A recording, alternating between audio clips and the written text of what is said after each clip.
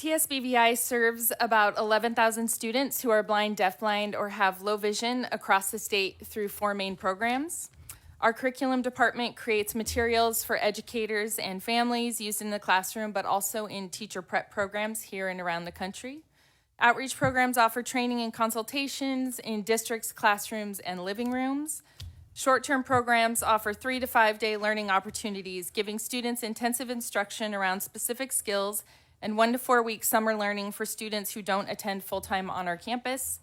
And comprehensive programs offer a full-time special education placement for students who have the most extensive needs. Students in our state have a variety of options from TSBVI to empower them to lead productive and fulfilling lives. We aim to give them skills to be successful not only in their home districts, but also in higher education, employment, and beyond. As most of you have heard before, I'm the mother of a 19-year-old who is blind with multiple disabilities who has utilized all the programs we offer, and I can speak to their life-changing excellence. You have a one-pager with 4 groups of exceptional items and 1 rider change request. The first funding group for consideration relates to salary increases. The state pay increases throughout this biennium have helped a lot, and we're very grateful for those. We strive to remain competitive within Central Texas and to recruit the best staff for students with the most complex needs.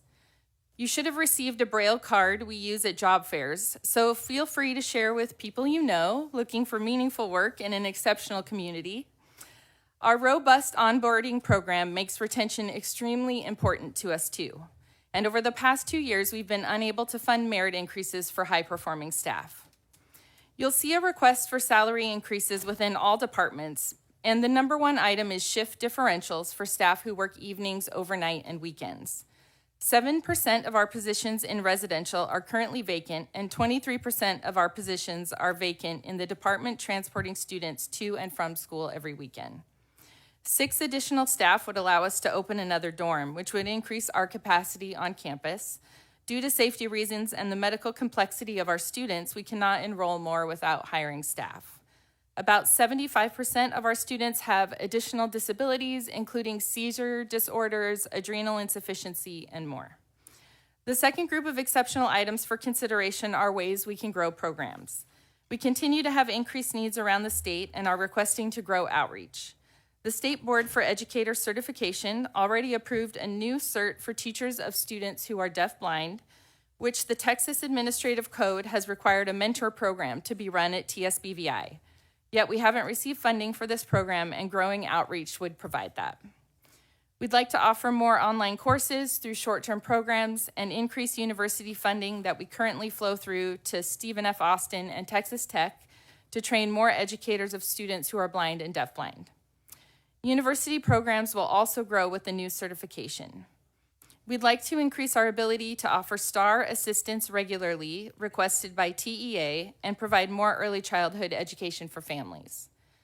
The third group for consideration includes campus infrastructure and operations. We have significant increases to cybersecurity that need to be addressed, aged furniture and appliances that need replaced, and vehicle replacement per the state vehicle schedule. The last exceptional item to consider is a request to expand student independence. Blind soccer is a fast-growing sport, and we don't have access to a pitch that would offer opportunities for our students leading up to and including participation in the Paralympics. One of our alumni is on the national team that will compete in 2028, and he shared the myriad of benefits he's had participating in this sport. Our students need increased athletic opportunities for health and happiness. Finally, we have requested a change to Rider 4 to add a $2,500 stipend for each contracted educational staff position.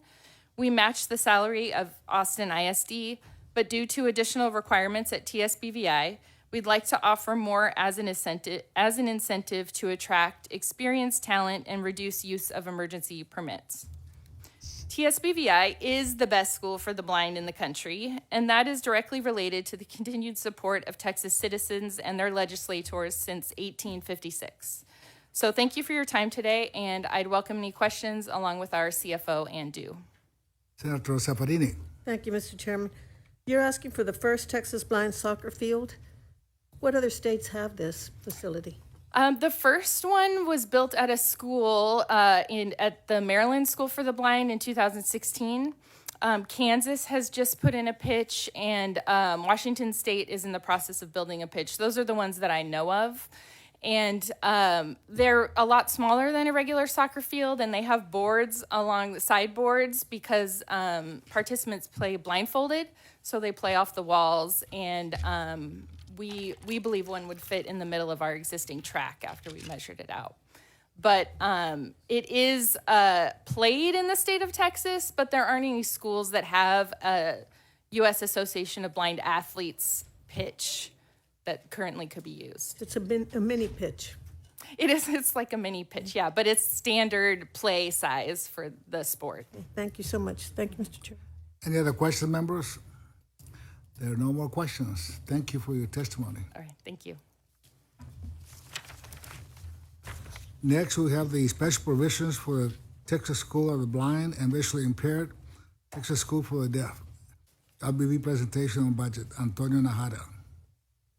Hi, my name is Antonio Nájera, and I'll be presenting on the special provisions for the School for the Blind and Visually Impaired and the School for the Deaf. The first recommendation is to amend Rider 3 to update the names of the funds listed within the state treasury, just to reflect their current names.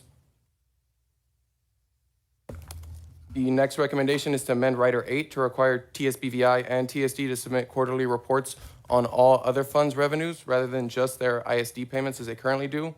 This amendment would provide greater oversight on non-GR revenue that both schools rely on to provide required special education services.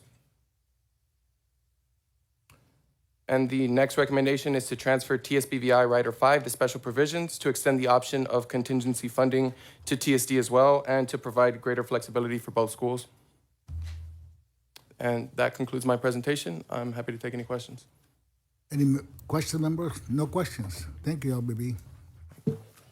At this time, we'll open public testimony. Each witness who's filled out a witness registration card will have 2 minutes. I will call 4 witnesses at a time. Hittner Sheffield,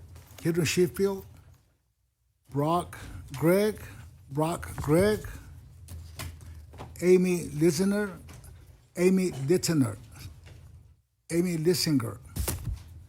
and Pamela McPeters. Well, I call those 4.